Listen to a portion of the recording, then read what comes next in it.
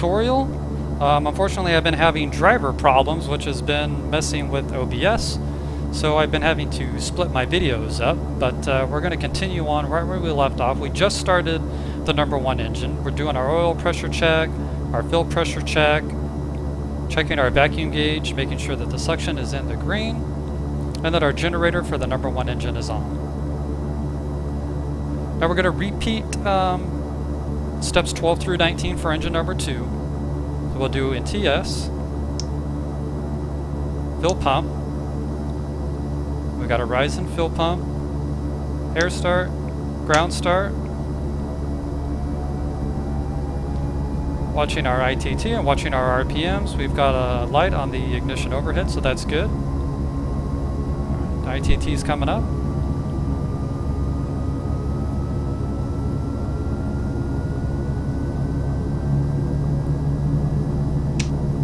Alright, lights out, NTS comes off. ITT's coming down, RPM's coming up. Alright, oil pressure. Fuel pressure, hydraulic gauge, we're supposed to check that. If yours is working great, that's good. But you do want to make sure your hydraulic pressure is anywhere between 900 to 1075 psi. Vacuum gauge is good. And generator switch coming on.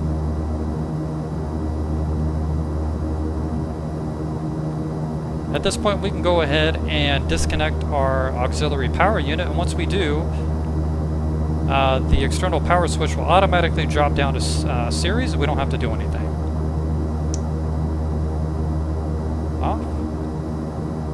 And we will actually set our overhead switches as needed. Bus tie will go to time, cabin, door unlock.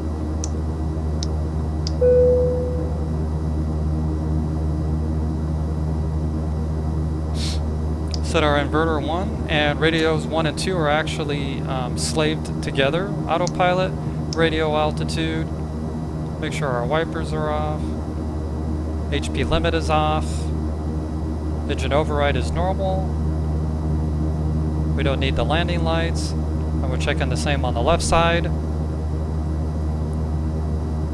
Double checking, we're going to go down to our environmental section and just make sure that the bleed selector switch is normal. Depressurization switch is normal. You can set the max flow ground switch as required. Right now we're going to leave it off. Mode selector switch goes to auto, and then auto temp control again is as required. Circuit breaker panel would be checked here as well, making sure none of our panels or none of our breakers is popped out, since we do have avionics running now as well. And we're going to go ahead and do another NTS check. As required, this test is typically accomplished prior to the first flight of the day, and we can do this whether the propeller start locks are engaged or disengaged. And right now they're currently engaged. We'll move forward and disengage them later on, but for now we're going to do this NTS check with the locks engaged.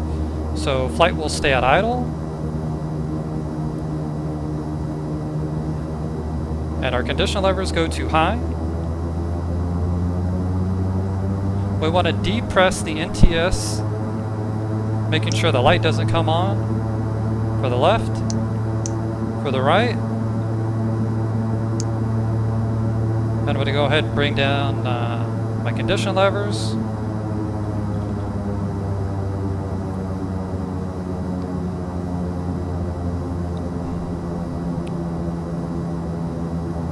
And right here is typically a good place to actually go ahead and start doing your flight planning. Not actually do your flight planning, but enter your flight plan into the system.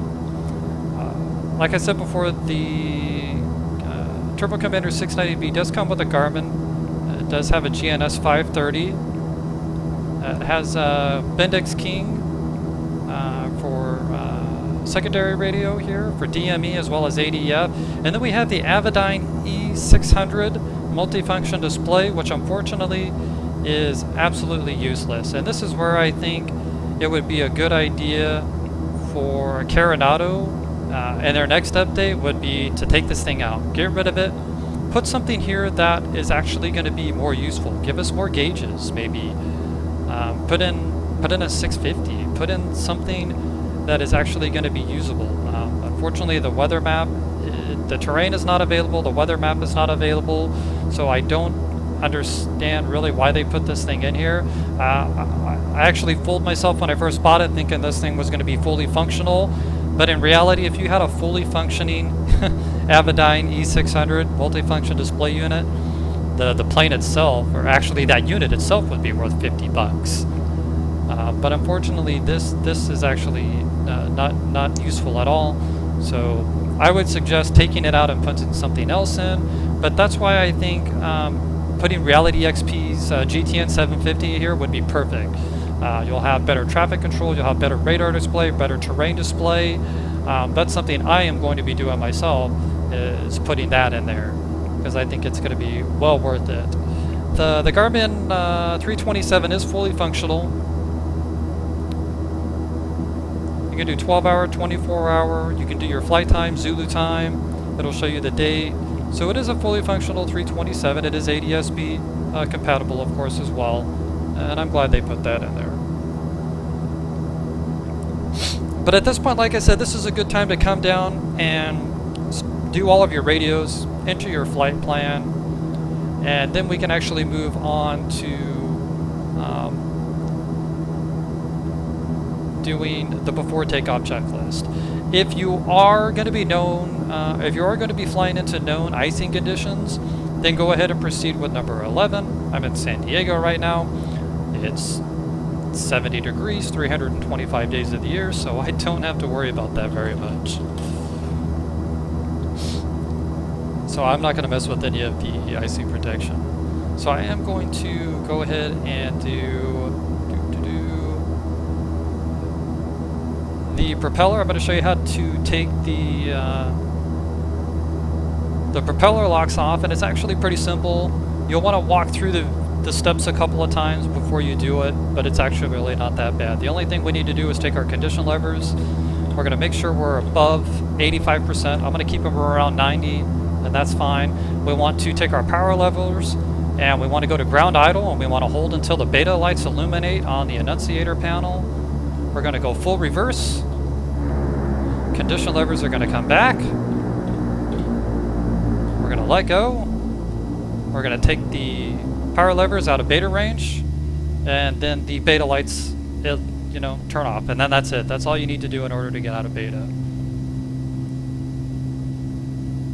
and get the condition levers to unlock.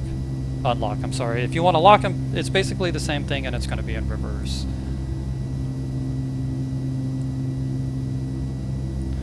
Moving on to the before takeoff, you want to do your predicted HB and fuel flow determination.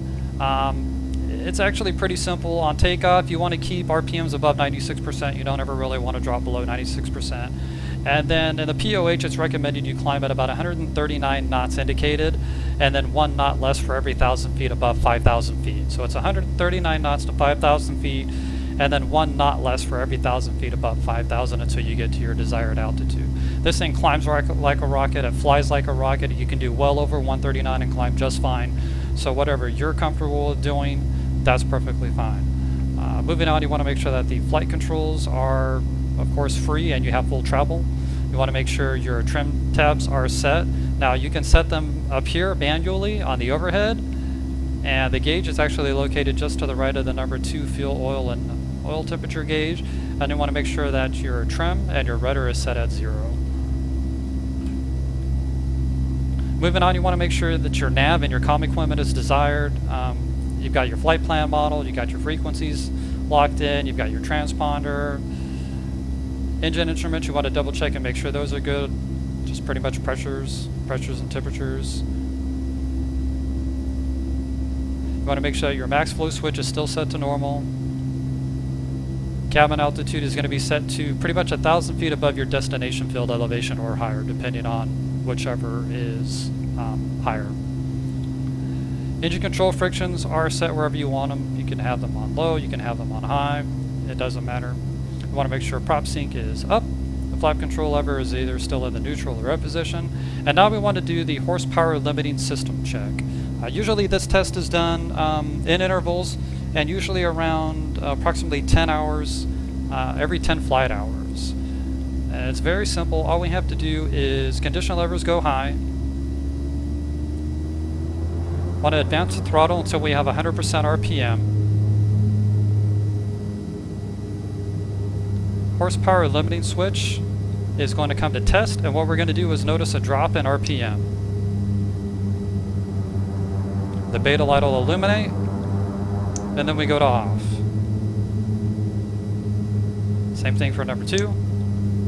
Drop in RPM, the beta light illuminates, and then we go back to off. And then we go back to low ground low. And you want to make sure you stay out of beta range too, so you want to set your prop controls.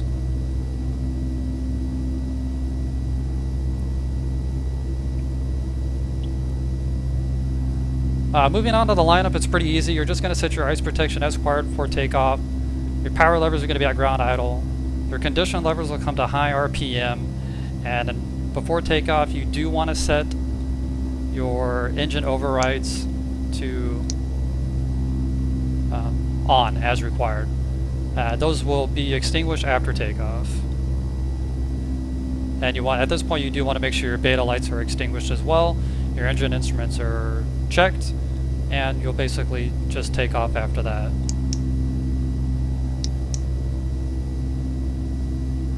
Very simple. That's going to conclude the cold and dark tutorial for the Twin Commander 690B. If you have a question, just let me know. Leave a comment below and video notes. Otherwise, after that, we're going to be doing some... the next one, I'm going to be doing some flight planning. We'll be doing some flying. I'll probably have the GTN 750 in here, and we'll do a couple of flights in this thing and show you how it actually works. It's actually a really great, fun aircraft. Very FPS friendly to fly. See.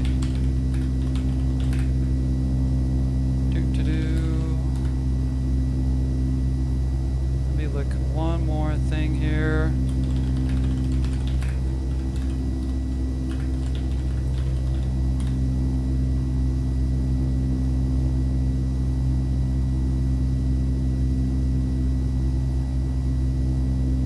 But that's basically it. I've got what am I running? i7 6700 at default, no overclocking. 16 gigabytes of RAM with a MSI GT. What do I have in here? I think I have a 980 Ti. And I get pretty decent frame rates. I keep it a little bit lower than I should.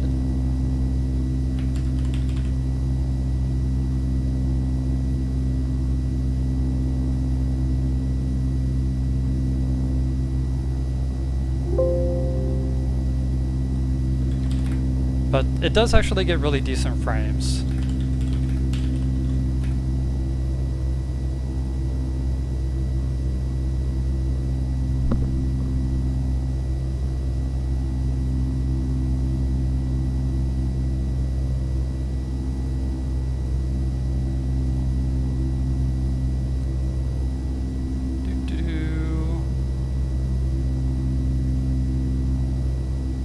Invader, for beta is actually just the blade pitch of the propeller, and it's actually used in ground operations for slowing the aircraft after landing. So what happens is, in the ground idle position, the blade pitch is set that the propeller produces its minimum level of thrust.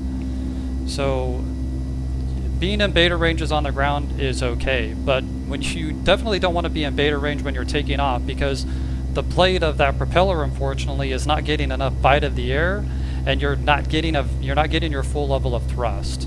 So on the ground, what happens is, when you're in beta range, it basically just changes the pitch of the propeller in order to produce a minimum level of thrust. No, it's not reverse thrust, actually. Reverse thrust and propeller pitch are two different things.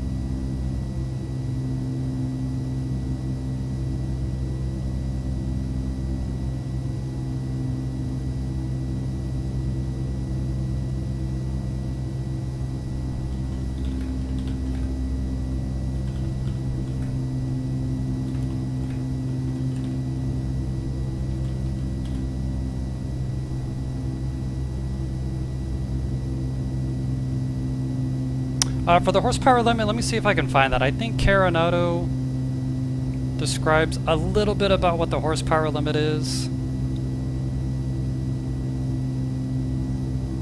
I think they touch upon it a little bit.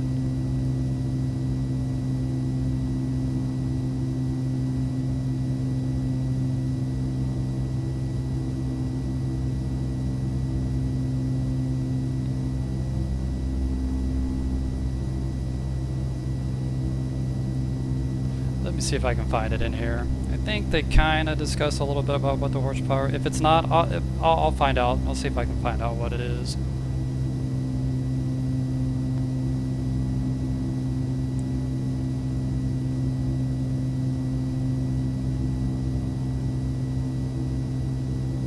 Alright, so it says here that what it does is it decreases the available fuel to the engines if they detect an over-torque situation.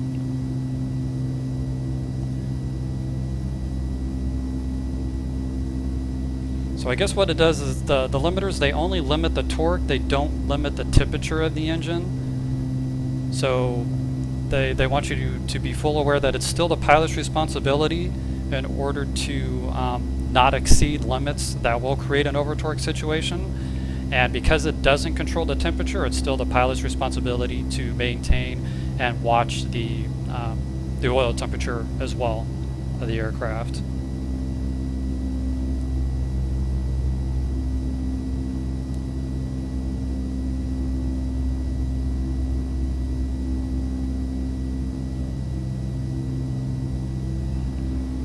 So like I was saying, that was pretty much it for this video. I just wanted to do a quick cold and dark tutorial so anyone that just bought this aircraft doesn't know much about it, or if they're still new to GA, that they could get a better sense of how to fly this aircraft. Because for any of you thinking about purchasing it, it does come with the full checklist, but unfortunately the procedures for the checklist are from the actual POH of the 690B. So there is so much in there that doesn't even apply to this aircraft, and it just leaves you looking at it feeling confused and not knowing where to start and where to end and what to do. So what I have gone ahead and done is taken that checklist and basically taken all of the stuff out of it that doesn't have anything to do with Carenado, and I'm going to upload this video to my YouTube channel as well, Kevin1873, and on that channel I'll have a link in the description below in the video notes where you can actually download this checklist. So you'll have a better checklist to follow the aircraft with. Otherwise, if you use the one that comes with the aircraft that's given you by Carenado, it's just, you're going to be looking for stuff that isn't there. You're going to be trying to do procedures that you can't do, and it's going to be very frustrating and very confusing. So I've gone ahead and rewritten the checklist in order to include only what is actually modeled in this aircraft, as far as what Carenado did, and of course as well as the limitations of X-Plane, because unfortunately certain things like on the overhead for the radios 1 and 2, usually these would be separate switches, but unfortunately the way that X-Plane is written, that doesn't allow you to do that, so these switches are tied together as one. So unfortunately X-Plane does have limitations as far as aircraft developers, what they can do in order for their model. So I wanted to go ahead and take that checklist and only include the items that pertain to this aircraft. So it'll be on my YouTube channel. You'll be able to download it. You can look below. There's a link to my YouTube channel as well, and I'll probably have that video up and running within the next 30 to 45 minutes. But other than that, thanks a lot for stopping by, guys. If you have any questions, please let me know, of course, and I'll catch you in the next one. Thanks again.